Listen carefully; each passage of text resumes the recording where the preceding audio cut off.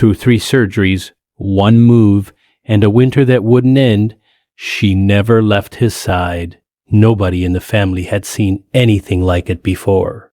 Not once in the years that had kept Sargent, the German shepherd who had come into their home as a puppy and grown into something steady, watchful, and entirely their own. And yet, on an otherwise ordinary afternoon in their family home during winter illness, the animal began behaving in a way that Irene, a high school science teacher with years of professional training, could not categorize. Sargent wouldn't stop circling. It started small, a restlessness around the edges of the room, pacing near the doorway, returning to stand near Jack, the 3 years old, then pacing again. Irene assumed it was heat, assumed it was boredom, assumed it was the sound of a garbage truck 3 streets over that she hadn't heard, but the animal had.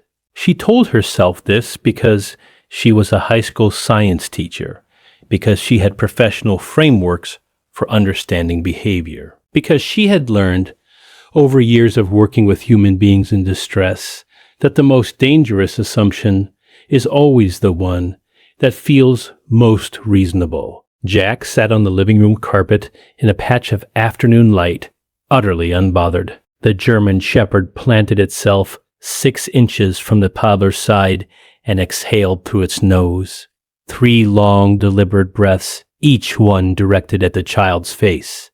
"Stop that," Irene said. The dog looked at her for exactly 1 second, then looked back at Jack. This happened 4 times, 5 times. The animal was not aggressive, was not panting, was not seeking attention. It was, in the most precise language available, working, doing something with a focus and a quiet urgency that Irene did not have a word for, and therefore tried to dismiss.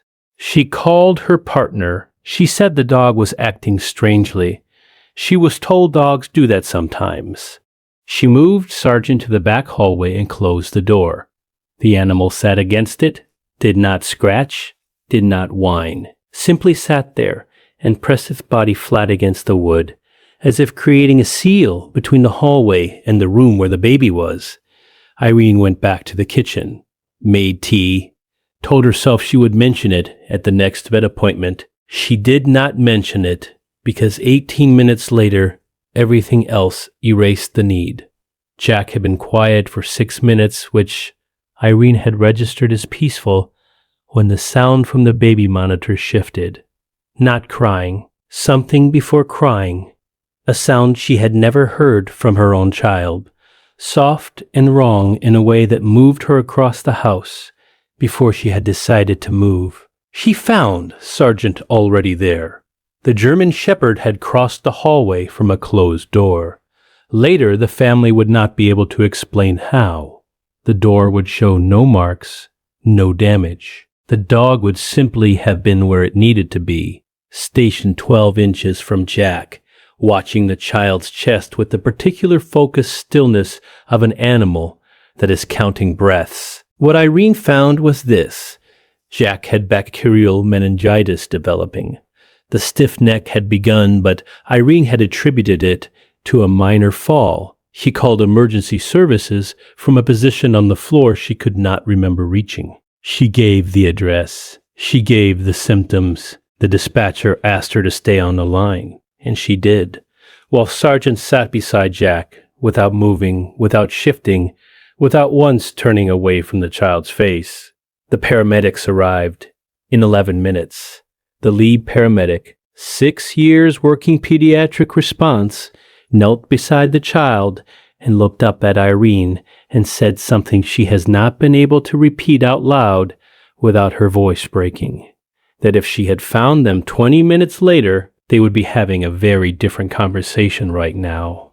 She asked about the dog. The paramedic looked at Sargent, still stationed at the child's side in the corner of the room, and said that she had heard stories about animals like this, that the ability to detect biochemical changes the human sensory system cannot register was documented, studied, and real, that this dog had been doing exactly what medical alert dogs are trained to do, without ever having been trained to do it. Irene went back to the hallway that afternoon and stood in front of the closed door Sargent had pressed against for 19 minutes. She stood there for a long time. She thought about everything she had told the dog to stop doing, every dismissal, every professional framework she had used to explain away what she was seeing. She thought about what it means to be trained in something and still miss the most important signal in the room. Sargent found her there, pressed its forehead against her knee, and that was all. The family has not moved the dog's bed since. It sits at the foot of Jack's mattress now, in a room with a working monitor, a charged phone on the nightstand, and a German shepherd who no longer has to press against any closed door. Stories like this don't find everyone. Subscribe so they find you. Has an animal ever protected someone you love? Drop their name in the comments. They deserve it. She still keeps the paramedics card on the refrigerator. Not as a reminder of how close it was, as a reminder that the first warning came from 4 legs and a nose that knew exactly what it was doing. Long before any human in the house was ready to listen. Some bonds take years to understand. Others reveal themselves in a single afternoon. Subscribe for both kinds. Some forms of intelligence don't ask to be understood. They simply show up. They pace. They press. They plant themselves between the danger and the child, and they wait for the world to catch up. What the veterinarian discovered 3 weeks later made this story even harder to believe. Coming soon.